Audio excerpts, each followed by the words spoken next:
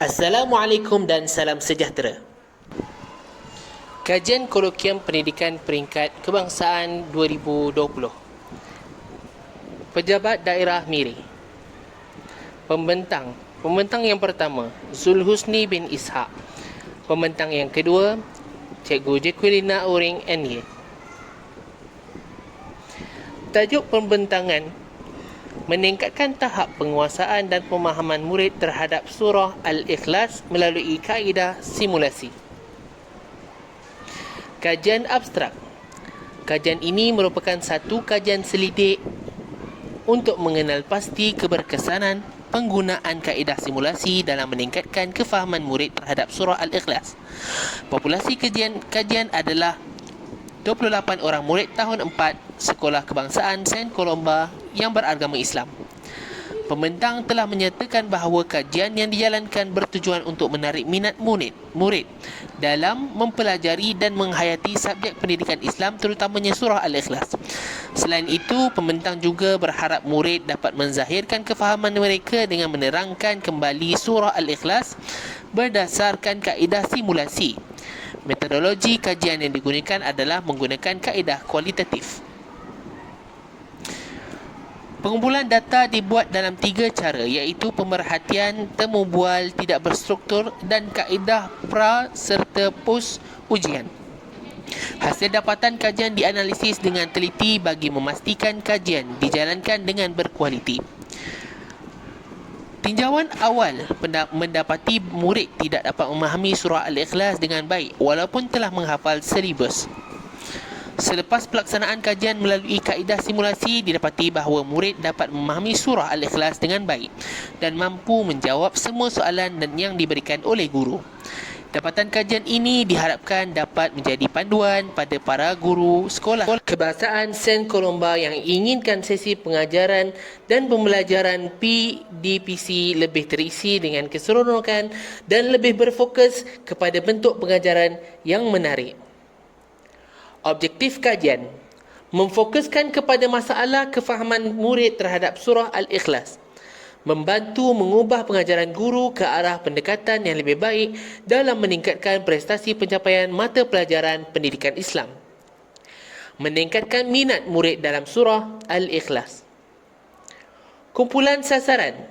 Yang pertama, pembentang telah memilih 30 orang murid tahun 4 sebagai sampel kajian. Murid-murid ini adalah dari kumpulan pelajar beragama Islam dari 4 buah kelas di Sekolah Kebangsaan Saint Colomba Miri. Tempoh kajian bagi pelaksanaan adalah selama 2 minggu. Sebanyak 5 pertemuan telah dijalankan dan setiap perjumpaan diperuntukkan selama 1 jam, sama ada semasa sesi pengajaran dan pembelajaran ataupun tidak. Seterusnya, pelaksanaan kajian. Seperti yang kita tahu bahawa setiap kajian terdapat pelaksanaannya sendiri mengikut kesesuaian kajian tersebut. Jadi pada kajian ini kami telah menitik beratkan beberapa pelaksanaan bagi kajian ini yang berkaitan dengan mengaplikasikan kaedah simulasi kepada murid tahun 4 bagi memahami surah Al-Ikhlas, khususnya kepada murid di Sekolah Kebangsaan Saint Colomba Miri. Berikut adalah maklumat lanjut berkenaan kajian kami pada kali ini. Pelaksanaan tindakan dan pemerhatian atau penilaian. Langkah pertama adalah kami menguji kefahaman murid-murid di dalam kelas dengan bertanyakan apakah intisari utama yang ada di dalam surah Al-Ikhlas. Didapati hanya sebilangan murid yang kecil sahaja yang mengetahui akan perkara tersebut, seperti mana kami sebutkan di ruang analisis kajian. Langkah kedua adalah dengan cara mereka menjawab soalan ujian pra, iaitu untuk menilai setiap murid adakah mereka mengetahui maklumat-maklumat asas berkenaan surah Al-Ikhlas.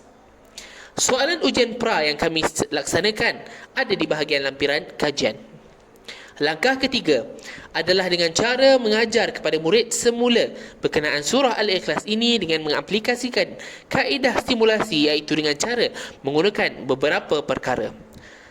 Yang pertama, kita menggunakan tanah liat yang berwarna coklat dan hijau, bertujuan untuk membentuk ianya kepada bentuk sebuah pokok yang bercabang rantingnya. Ini adalah simbolik bagi menunjukkan keesaan Allah bahawa dialah yang maha pemberi rezeki, maha pemberi hidayah, maha pengasih lagi maha penyayang.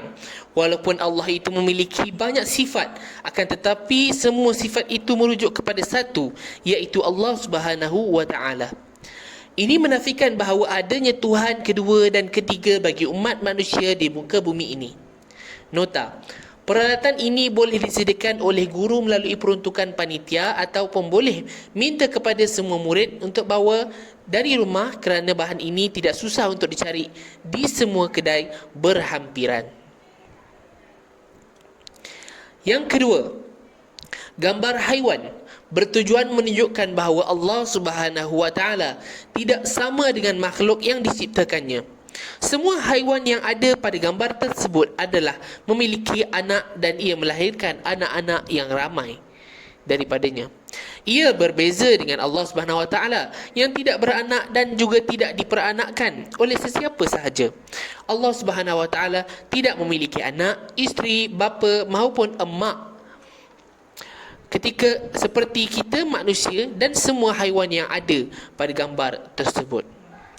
Yang ketiga, gambar bulan, matahari dan tumbuhan bertujuan menunjukkan bahawa semua itu tidak dapat memberikan manfaat dan mudarat kepada kehidupan manusia, seperti di dalam kisah Nabi Ibrahim alaihissalam bahawa beliau melihat kaumnya menyembah patung, bulan, bintang dan matahari yang mana mereka tidak sesekali dapat memberi manfaat dan mudarat kepada kita dan seluruh alam ini.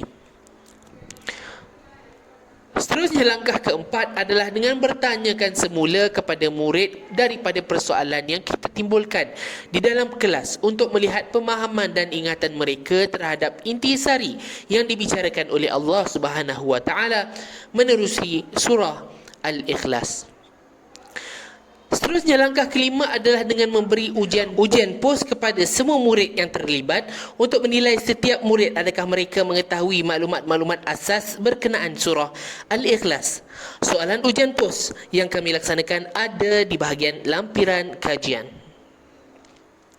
Seterusnya, refleksi kajian. Di antara sebab ketidakfahaman murid terhadap surah Al-Ikhlas yang boleh dilihat daripada kajian ini ialah: yang pertama, cara dan pendekatan para guru untuk mengajar murid di sekolah.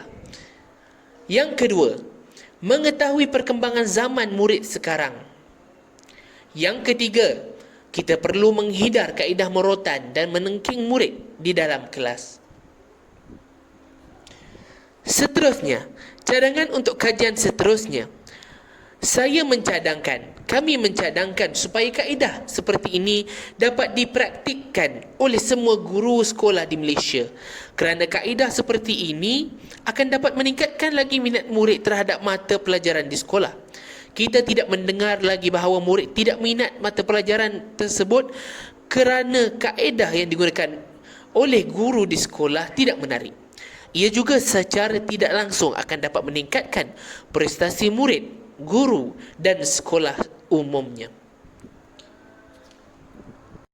Sekian, terima kasih.